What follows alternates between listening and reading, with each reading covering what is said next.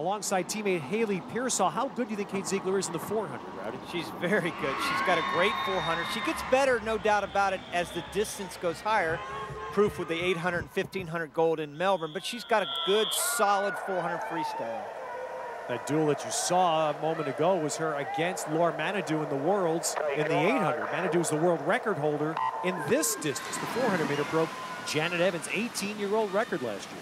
And she backed it up with a 4:02 at the World Championships as well. Ziegler finished 6th in that race. The Australians are kind of jumping on it a little early on, and that's a little unusual because Kate Ziegler is usually the one that likes to take it out fast. Kind of biding her time right now, feeling her stroke a little bit, and getting a feel for the pace. Pace is very important, especially early on in this race. It's sort of like if you think of the mile in track and field, this is sort of that type of distance for swimmers.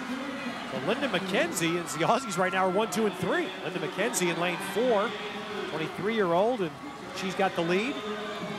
She's got some Olympic history behind her, finished 7th in this race at the 400.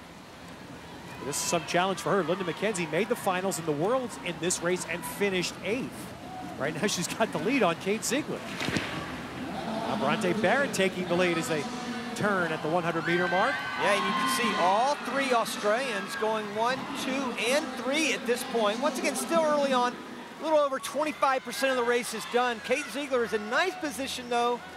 You can see she's got a quick turn of her tall swimmer, 5'11", swims for the fish. In Great Falls, Virginia, Ray Benecki, her longtime coach, decided to forego her collegiate career, turned professional as a high schooler. Now she's jumped, Kate Ziegler has, into 3rd place, right on the tails. She looks like even better than that, perhaps, yeah, between you're right. McKenzie and Barrett. You're right, Ted. She's just slowly but surely starting to make her move and building that race. This is a great little strategy for her. She needs to be able to work on the strategy for the 400. I don't think she has it down quite yet. The 800, the 1500, no doubt. Now, the problem with Beijing is there will not be a 1500 freestyle, so her best race will be the 800. But this could be a very solid race for her. You take Laura Manadou out of the mix, and she's got a great shot at a medal next summer in Beijing, and she really needs to play with this race and figure out her strategy, the best way to swim it.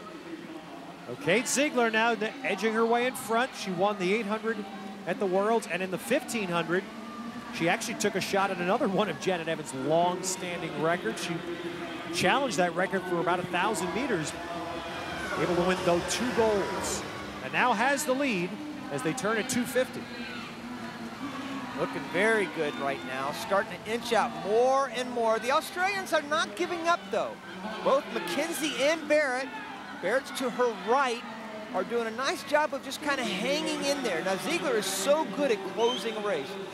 That's where she beat Laura Manadou in the 800 to be able to close that race with a flourish. And she'll be able to do the same thing here. She's just, let's see, she was 102 plus on the split before that. Another 102 plus there, so she's got nice, solid, even splits in this middle 100. 100 meters left to go. And now look at McKenzie starting to make a little bit of a run again. Haley Pearsall, the other American swimmer, is trailing. She is the 5th swimmer right now. And it's Ziegler and McKenzie. McKenzie, the Aussie, in the yellow cap on the left.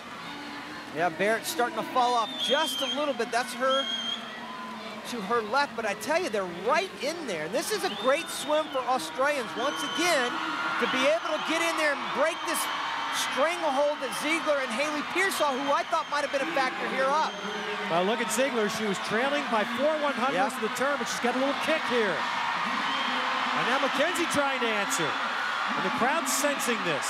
Yeah, could this be a big upset? It could be a huge upset. McKenzie has not given up on this. She's actually closing up a little bit. Only 5 meters left. And Ziegler to the wall, and she does touch.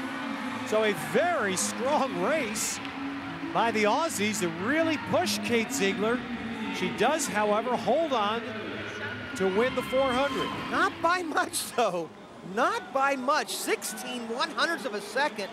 What a job Linda McKenzie did on closing in right at the very end. Boy, but somehow or another, Kate Ziegler, like a Michael Phelps, knows how to zero in on that wall when she's in the lead. So Ziegler gets first. The Aussies take second and third. She told me that at Worlds she didn't find her form in the 400, and they made you work for it at the end. Did you find the form tonight? You know what? I'm just pleased to have won. To have Linda there the whole entire time, I was getting a little nervous, but I'm pleased with the result. I'm glad I got points up for the United States, and I'm pleased with the swim. You've become the undisputed distance queen. How important, though, is it for you to drop down to this 400 and do well? It's definitely important to improve my 400. You know, I want to be able to take my 800 out faster and faster and be able to compete at the Olympics in the 400. So I know I have to get the time down. All right, well, you did it tonight. Congrats. Thank you very much.